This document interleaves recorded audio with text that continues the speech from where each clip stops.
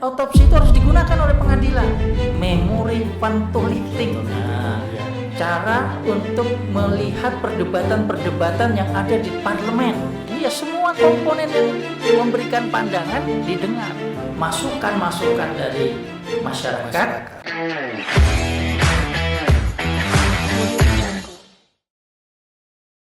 Sekarang kita mau beralih dulu ke RUU Perlindungan Pekerja Migran. Seperti yang disebutkan tadi, teman-teman, bahwa tidak hanya RUU KUHP, jadi Kitab Undang-Undang Hukum Acara Pidana, tapi ada juga RUU Rancangan Undang-Undang Perlindungan Pekerja Migran, yang mana ada kementerian baru di periode pemerintahan ini, Kementerian Perlindungan Pekerja Migran atau BP2MI. Yang kemudian ada juga Kementerian Tenaga Kerja, ada Kementerian Luar, ini bukan baru, sudah lama.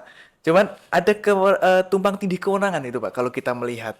Yang kemudian kalau kita lihat dari perubahan ketiga, jadi kan RUU ini kan perubahan ketiga dari Undang-Undang nomor 18 tahun 2017. Kemudian dari RUU ini ada, kita harus melihat juga kewenangannya. Tadi ada Kementerian Luar Negeri, Pekerja Migran, ada Kementerian Ketenagakerjaan, dan Kementerian Dalam Negeri. Ini kan ada beberapa kementerian yang saling berkaitan.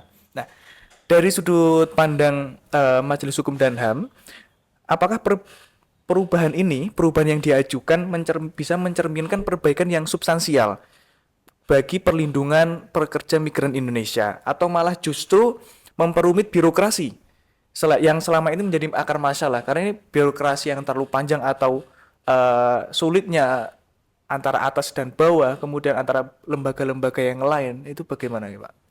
Ya, kalau saya melihatnya, apakah birokrasi itu menjadi bermasalah, akan kembali kepada kementerian yang menangani masalah pekerja migran ini. Ya. Tapi di Indonesia ini, kementerian baru itu baru akan betul-betul beroperasional itu tengah-tengah. Artinya tengah tahun, pertengahan periode, bukan tengah tahun, pertengahan periode. Ya kira-kira 2,5 tahun, ya 2,5 tahun barulah mereka running, ya penataan. Kalau bisa lebih cepat dari itu lebih bagus, ya. Kebiasaannya sih kadang-kadang persoalan-persoalan semacam itu mau tidak mau ya muncul, ya. Apalagi ini adalah terkait dengan beberapa hal yang perlu dilakukan koordinasi dengan baik. Maka pejabatnya, menteri dan wakil menteri yang ada itu harus bersungguh-sungguh untuk melakukan koordinasi. Tadi sudah dikatakan ada Kementerian Luar Negeri, apalagi itu nanti banyak tenaga-tenaga kerja kita yang ada di luar, migran ya. Maka ya harus ada koordinasi di situ. Lalu kemudian di dalam negerinya kaitannya dengan bagaimana mereka akan bekerja, itu ada kementerian yang dulu menjadi induknya, yaitu Kementerian Ketenagakerjaannya sendiri, ada Kementerian Dalam Negeri, Kementerian Dalam Negeri ada pusat, kemudian nanti ada pemerintah daerah. Nah itu semua itu harus terkoordinasi dengan baik. Tanpa koordinasi yang baik, maka persoalan buruh migran kita akan selalu kembali dengan persoalan-persoalan yang penuh penderitaan lah, ya. Ada yang meninggal lah, ada yang kemudian nanti masuk di dalam undang-undang yang kita sebut dengan perdagangan orang. Kita punya undang-undang itu. Nah ini dekat sekali. Apalagi kalau kita buka konsideran dalam undang-undang ini, dia selalu berbicara salah satunya adalah perdagangan orang di luar ketentuan-ketentuan hukum yang lain. Seperti itu Mas. Oh, menarik nih teman-teman. Kalau kita mendengar penjelasan tadi, ada beberapa hal yang mungkin perlu kita perjelas lagi nggak Pak? Dan teman-teman di sini Suara Hamka juga sepertinya menyimak tadi terkait optimalisasi juga lembaga birokrasi dan durasi ya setengah periode, 2,5 tahun atau mungkin lebih cepat. Salah satu alasan perubahan ini kan adalah ada belum optimalnya perlindungan pekerja migran dan lemahnya juga birokrasi kelembagaan. Nah tadi sudah disebutkan rekomendasi atau bagaimana menilai model kelembagaan dan pembagian peran antara pusat tadi, ketika disebutkan Bapak tadi, dan daerah, distribusi kewenangan yang ditawarkan oleh RUU ini. Dan apakah kira-kira sudah cukup menjamin tata kelola yang efektif dan akuntabel, atau mungkin ada hal yang lain seperti itu, Pak? Ya, kalau kita melihat, ya, kalau saya sih biasa menyampaikan itu kayak peribahasa, Iya. ya. Kalau hujan emas di negeri orang itu tidak akan lebih bagus, baik meskipun ada hujan batu di dalam negeri. Di sana emas, di sini cuma batu. Iya. Tapi di dalam negeri akan lebih baik. Kalau ya ketenaga kerjaan kita tidak menimbulkan hal yang menyulitkan bagi orang mencari kerja. Anda bayangkan ada toko itu membuka rekrutmen, ya mungkin sekitar 20 tenaga kerja, ya paling untuk menjaga toko, ya, atau bagian gudang dan seterusnya. Yang daftar itu ribuan, ya. Artinya ada persoalan bagaimana untuk memenuhi tenaga kerja ini bisa bekerja, ya. Beberapa waktu yang lalu kita juga punya persoalan bagaimana ketika dibuka semacam bursa kerja lah, ya, wah yang datang itu beribu-ribu, ya, seolah kita itu tidak bisa mengadakan lapangan pekerjaan itu terbuka untuk seluruh lulusan atau pekerja-pekerja yang diperlukan oleh masyarakat kita. Iya. Ya. Kalau kita berbicara mereka harus keluar negeri, itu kan juga tidak semua bisa dilakukan dengan baik, ya. Maka perlu ada koordinasi. Kalau tidak dilakukan koordinasi dengan baik, pekerja migran yang kita ingin kirimkan itu bukan pekerja migran yang terbaik yang bisa kita lakukan, satu. Yang kedua, bisa juga sebenarnya ada orang-orang yang memanfaatkan sehingga terjadilah apa yang disebut perdagangan orang. Itu juga bisa terjadi, ya. Nah, ini dia melalui sekian pelabuhan yang ada di Indonesia ini. Kalau resmi masih bisa diawasi. Ini masalahnya banyak juga pelabuhan-pelabuhan dan resminya. Yang ilegal, ya. Yang ilegal yang bisa kemudian mengirim, ya, tenaga kerja kita yang tidak terdaftar itu kemudian dia dipekerjakan di luar negeri. Jadi ada masalah di dalam negeri sendiri, di mana bagaimana pemenuhan tenaga kerja ini belum bisa dilakukan secara optimal. Dan itu sebenarnya juga sudah disadari oleh Kementerian Ketenagakerjaan. Untung dia sudah nggak menangani lagi pekerja-pekerja migran. Kalau dia masih menangani tambah pusing itu kepalanya. Jadi memang ada persoalan yang harus kita selesaikan. Bagaimana tenaga kerja kita ini bisa terserap dengan baik. Saya kira seperti itu. Karena ini menyerap pekerja baik yang muda atau sudah lulus kuliah, atau ini kan salah satu proyek juga dari pemerintah pusat, membuka lapangan kerja seluas-luasnya, apalagi di tahun pertama, atau ya seingat saya ada ingin membuka berapa belasan juta lapangan pekerjaan. Nah, itu semoga kita aminkan lah segera terbuka, karena memang entah itu di dalam negeri ataupun di luar negeri. Nah, tadi Bapak jalur-jalur yang ilegal, ya, tadi kan sebenarnya banyak, ya, mau yang dekat dengan pulau atau negara lain, baik lewat kapal atau lewat pesawat, mungkin pakai visa yang liburan. Dan sekiranya ini kan pasti menjadi problematika atau permasalahan yang kemudian oleh para perumus undang-undang ini ada yang dimasukkan juga untuk menjadi pengetatan pengawasan. Nah, RUU yang memuat pasal ini kan ada penghapusan, kemudian ada penambahan juga dalam konteks hak asasi manusia dan keadilan sosial. Itu pasal apa atau isu apa yang paling penting untuk kita kritisi atau perlu kita awasi dalam perumusannya? Karena ini kan tadi terkait perdagangan orang yang tadi masuk dalam konsideran. Dan apakah malah nanti terjadi kemunduran ketika RUU ini disahkan seperti itu, Pak? Ya.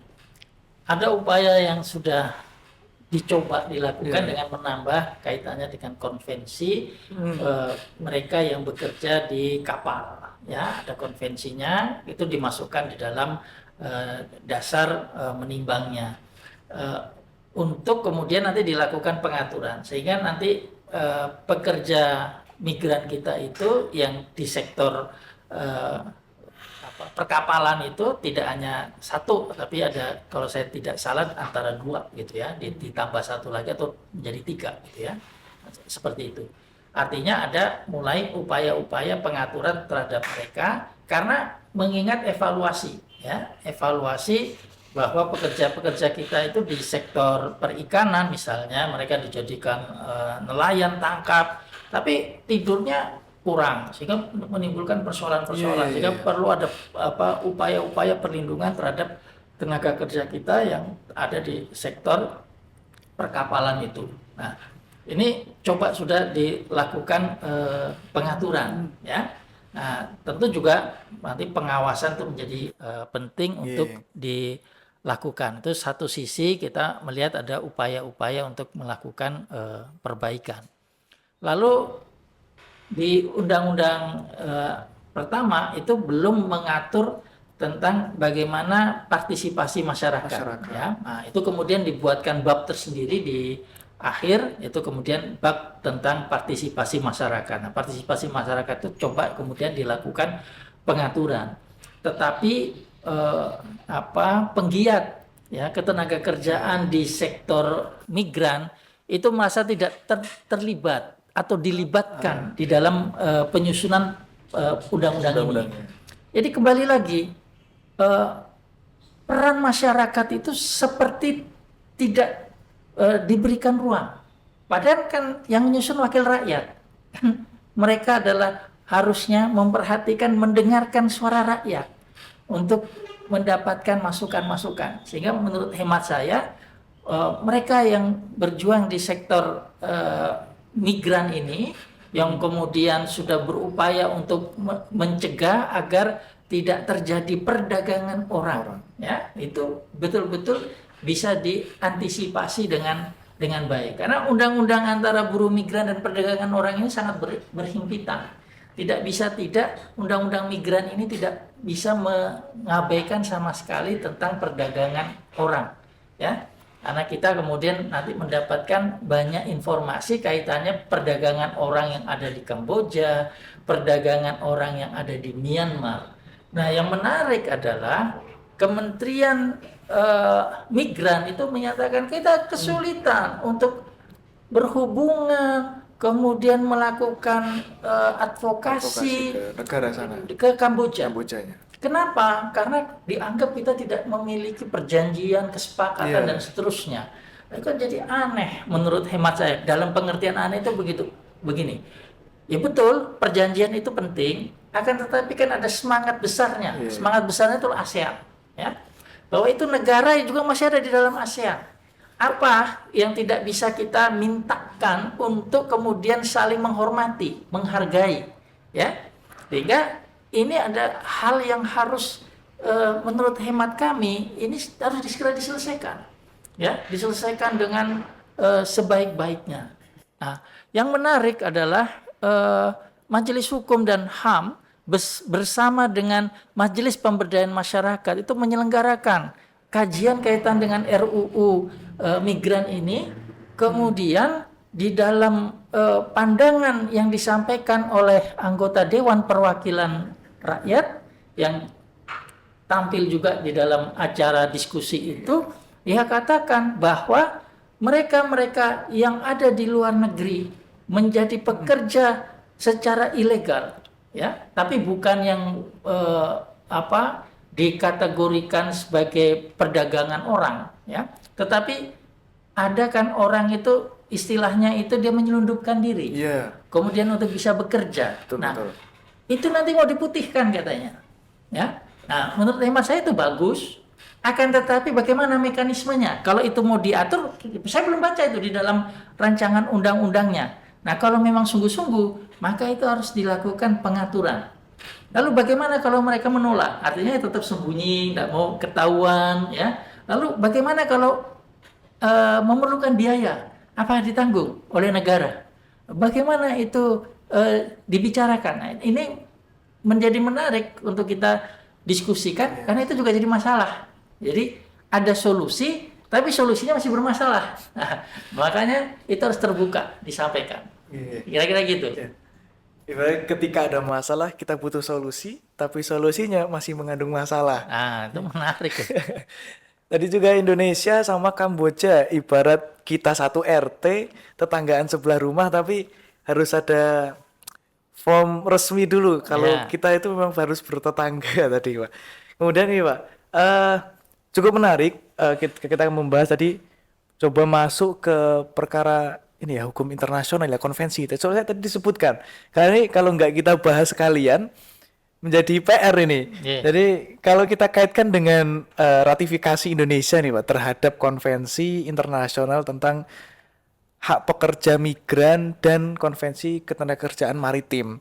Nah, apakah dari substansi RUU ini sudah cukup masuk kompatibel dalam kewajiban yang kita masukkan dalam kewajiban hukum internasional tadi? Karena kalau hukum internasional ini kan juga mencakup nggak cuman ASEAN gitu Pak. Jadi negara-negara. Jadi kita ngirim ya tadi ke ASEAN, ada yang ngirim juga Ya. ke Timur Tengah, ada yang ngirim ke Amerika atau ke Eropa. Jadi dan di mana letak celahnya ini Pak?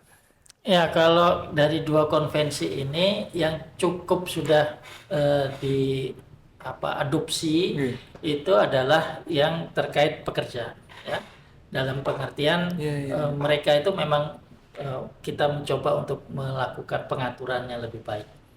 Tetapi kalau kaitannya dengan pekerja di sektor perikanan ataupun maritim ya, itu belum secara baik ya dilakukan pengaturan, dan saya kira memang harus lebih sungguh-sungguh di dalam melakukan pengaturan-pengaturan yang ada sehingga itu bisa membantu para pekerja-pekerja kita, apakah itu di sektor kapal pesiar, apakah itu di sektor kapal angkutan, ataupun mereka bekerja di sektor perikanan yang melakukan perburuan ikan. Itu bukan pekerjaan sederhana itu, tetapi kan harus dilakukan pengaturan yang baik sehingga perlindungan terhadap para pekerja yang ada di sektor maritim ini menjadi baik ketika mereka ada di luar yurisdiksi kita. Jadi pernah kemarin itu ada berita juga nih Pak, ke berangkat sebenarnya berangkat memang secara legal, tapi karena perjanjian antar Indonesia dan negara tersebut sudah habis, jadi pekerja ini dianggap ilegal, yang kemudian ketika ada problematika ya Indonesia tidak bisa, sulit untuk masuk ke situ karena perjanjiannya sudah habis. Tapi pekerja ini sebenarnya ketika awal masuk legal karena perjanjian sudah habis dan masa kontraknya juga habis, akhirnya Indonesia ini kesulitan untuk masuk ke situ. Ya. Sebenarnya kalau melihat dari RUU ini atau mungkin dari perspektif Majelis Hukum dan HAM, bagaimana menyikapinya ini, Pak?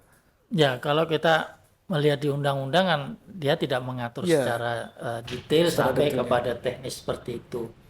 Cuma kalau saya melihat bahwa pelaksana itu harus secara hati-hati memperhatikan hubungan-hubungan hukum yang kemudian muncul, dan itu kemudian kita punya ketentuan-ketentuan hukum yang mengaturnya.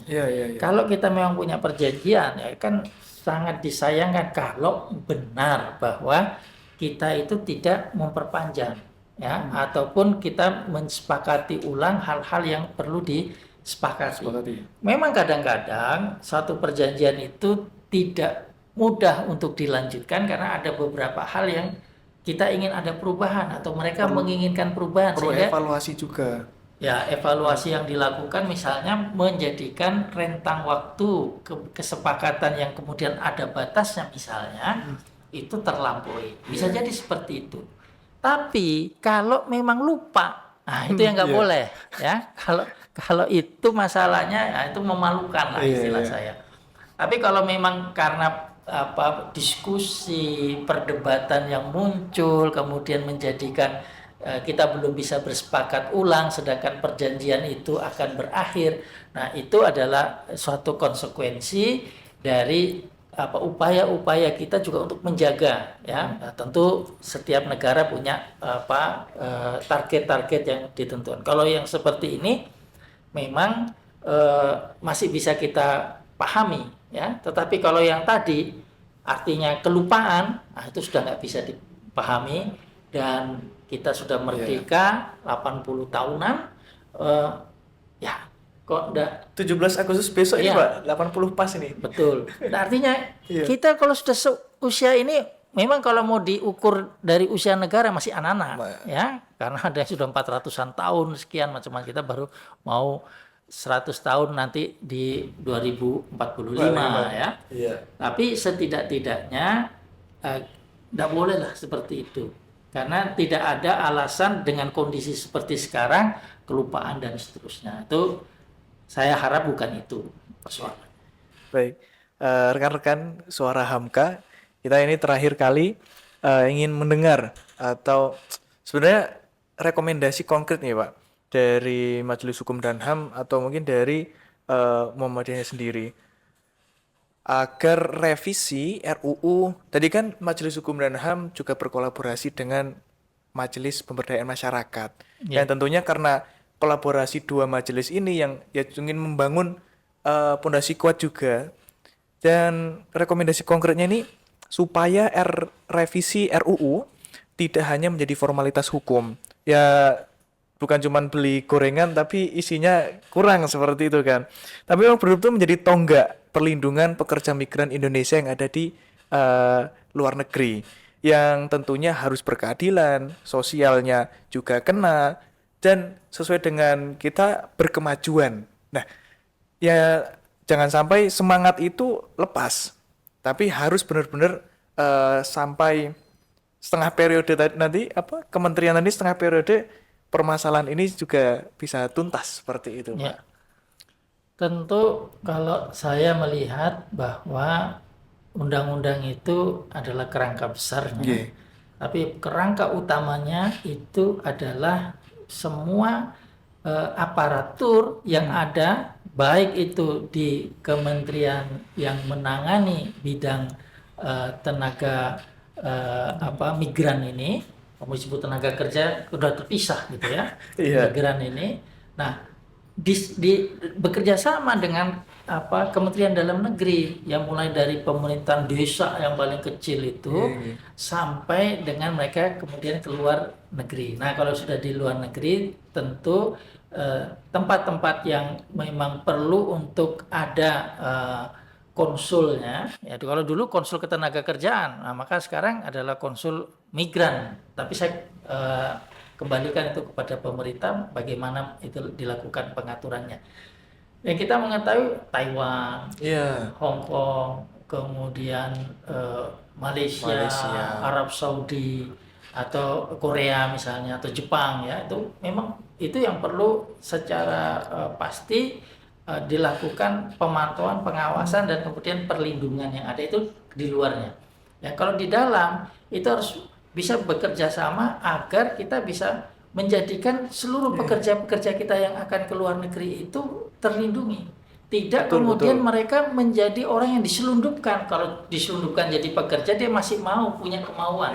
Tapi kalau dia adalah korban trafficking, itu yang tidak boleh. Jadi yang ingin diajak bicara oleh masyarakat sipil itu adalah bagaimana kementerian ini bisa menghindari mereka menjadi orang-orang korban perdagangan. Nah, ini yang ingin sekali kemudian ada diskusi setidak-tidaknya tertuang di dalam undang-undang pada hal yang pokok dan kemudian turunannya. Nah, sebenarnya kalau saya melihat turunannya ini yang perlu dilakukan penguatan. Kalau itu dilakukan penguatan, maka kita akan bisa memberikan perlindungan pekerja migran kita ini dengan sebaik-baiknya dan mereka tidak menjadi orang-orang yang dieksploitasi di luar negeri. Saya kira begitu garis besarnya. Mungkin sebelum kita mau menutup nih Pak, closing statement nih Pak, kira-kira dari pribadi atau mewakili Majelis Hukum dan HAM, ini sepertinya perlu kita, tadi kan kita pertama membahas terkait RUU KUHP, Kitab Undang-Undang Hukum Acara Pidana, dan yang sekarang tadi barusan kita membahas RUU Perlindungan Pekerja Migran.